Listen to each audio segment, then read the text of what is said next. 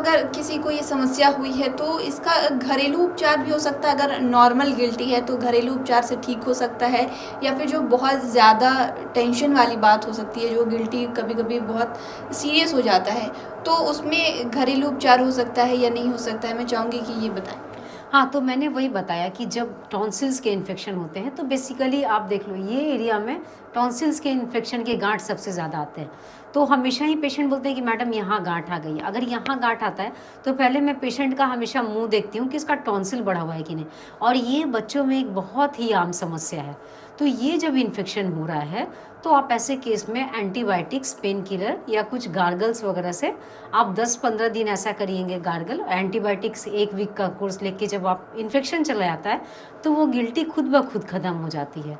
But कभी आप देख रहे हैं कि ये गिल्टी लंबे समय से चली आ रही है, जैसे 2 महीना 3 महीना या 1-2 साल से मैंने गिल्टी देखा है कि गिल्टी ठीक नहीं हो रही है।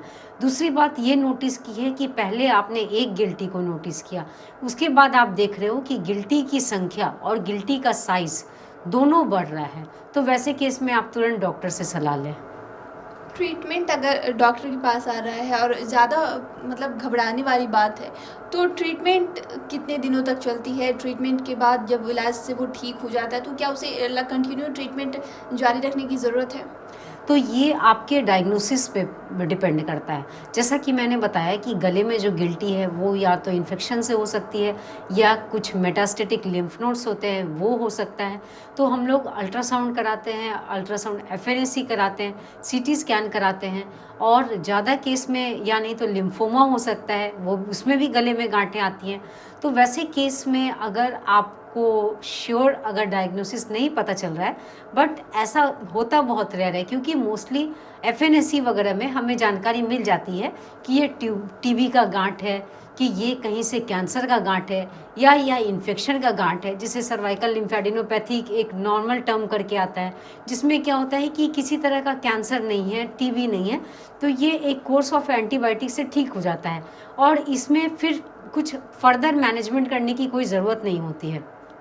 बट जब एफएनएसी में या रिपोर्ट में आपका कुछ कैंसर का गांठ जब आ रहा है, जिसमें हम लोग कभी कभी इसे मेटास्टेटिक लिम्फ नोड्स कहते हैं, वो आ रहा है, तो वैसे केस में प्रॉपर वर्कअप करना पड़ता है। जैसे कि अगर आप मेटास्टेटिक लिम्फ नोड्स है या कुछ लिम्फोमा है, तो वो गिल्टी की पूरी जानकारी लेने के लिए कभी कभी हम लोग उस गिल्टी को ऑपरेशन थिएटर में जाके इस गिल्टी को निकाल के उस गिल्टी की पूरी जानकारी लेते हैं कि वो किस तरह की गांठ है, और उसके बाद फिर उसका ट्रीटमेंट प्लान किया जाता है। जिसे गिल्टी हुई हो उसे क्या करना चाहिए और क्या नहीं करना चाहिए? जब जिसे गिल्टी हुई हो, अगर वो गिल्टी आपकी लंबे समय तक है, जैसे कि मैंने पहले ही बताया कि ये गिल्टी लंबे समय से चली आ रही है और आप इसको नज़रअंदाज किए जा रहे हो, बट ये गिल्टी आपकी 6 महीने 1 साल 2 साल से बढ़ रही है।